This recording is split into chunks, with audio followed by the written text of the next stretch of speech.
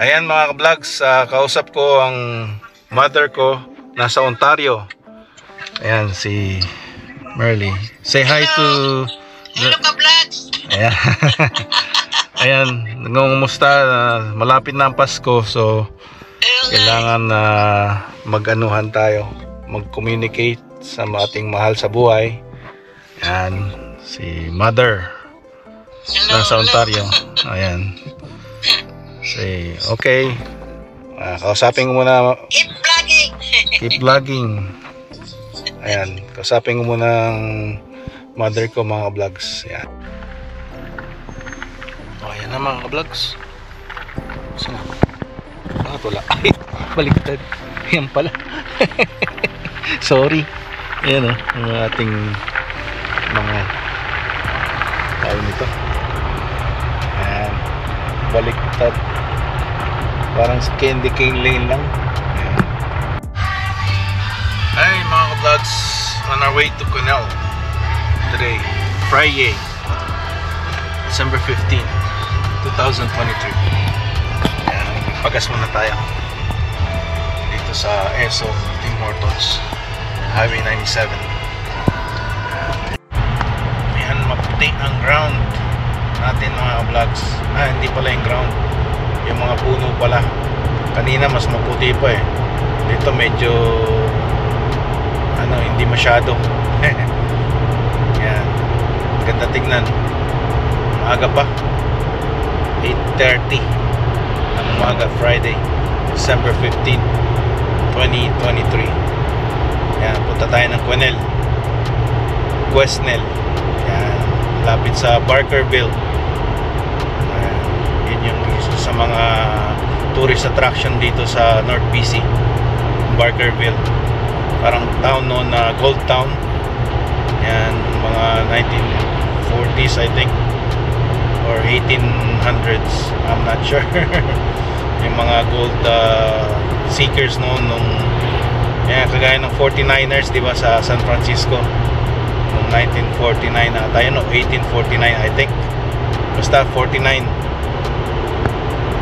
Yun kaya tinawag na 49ers, kasi doon na nalaman yung town or yung city ng San Francisco because of 1849, yung mga gold seekers. Ayan, ayan mga vlogs, no? Ganda. Tapos dito may median scale para sa mga truck. Close sila ngayon. Ito nakalagay, median scale close, kasi para tignan kung nasa tamang weight for the road safety, right? Kasi pag sobrang bigat, bumababa na yung spalto, parang masisira na yung spalto. May ano lang ang tolerance ng spalto ba, meron lang silang tolerance ng weight, kaya meron silang, pagka yung, I think kung sobra, I don't know kung ifa-fine or they have to get their company to unload yung excess and then put it on another truck. Ganun ata ang ginagawa nila. I'm not sure, no, kasi hindi naman ako trucker, but sa mga may alam dyan, please comment kung paano pagka yung excess yung sa weigh scale na dito sa mga road, paano ba yun, paano gagawin? Is it a fine or is it they unload it and put it on another truck? Yan, paki-comment na lang po. Salamat. Ito yung ginawang bridge, road pala, iniwalay from up there yung the other traffic. Tapos ito, mga ilang years din to bago nagawa. Nice.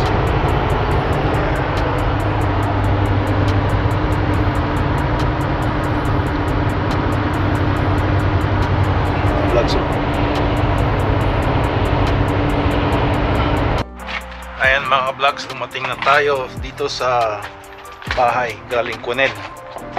So pagdating ko dito, mag-alas 2, kakain muna ako. May 1 hour lunch tayo, pero dapat Friday half day ko ngayon eh. dahil next week bakasyon tayo. Tapos yung Friday na yun dapat half day kasi dahil sa Christmas, di ba? Yun. So tanungin ko kung half day ako. Otherwise punta ako sa CNC. Gawa tayo ng service call doon. O meron pala akong service call doon. Ayan mga vlogs, konti na lang tapos na tayo. Punta tayo ng CNC, College of New Caledonia, para tayo ang huling service call natin. Oops. Ayan mga vlogs, no? So Friday afternoon, it's time to enjoy the weekend. And so ayan, at mga nakailang calls pa tayo sa Quesnel. Buong morning nandun tayo sa Quesnel, nag-install tayo ng big machine. Tapos meron silang fiery controller, para sa production yun. Hindi ako trained doon, so I told them yung driver lang ng printer ang pwede kong mailagay kasi na-train tayo doon sa machine na yun.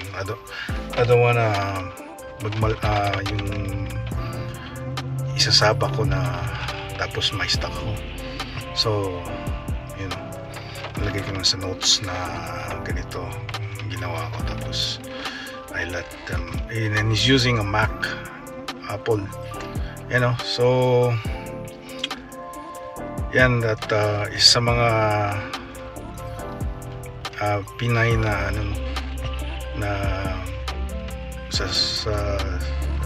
sana naman sa customer, sabihin na natin. Ayoko sabihin kung anong customer kasi malalaman ng Filipino community. Yan, sabi ko yung parents ko is from Pangasinan, tapos may mom is Tagalog. So yan, Ilocanong hilaw tawag sa akin, nakakaintindi ako ng Ilocano, but I don't speak it. Yun yung lola ko, uncle ko, tsaka yung dad ko nag-Ilocano,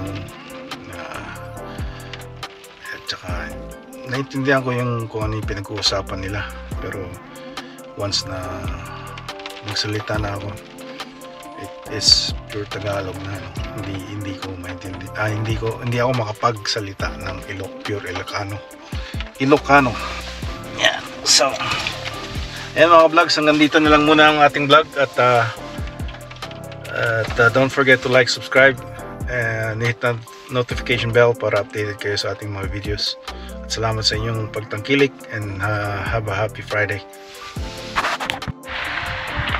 Ito nga pala ka-vlogs ang tinatawag na freezing rain na pagka parang yung paglapag niya halo-halo. Ayan, freezing rain. Ang hirap mag-drive ng ganito, buti na lang nakabalik na tayo. Ayan itong buhay natin sa Canada, freezing rain. See ya.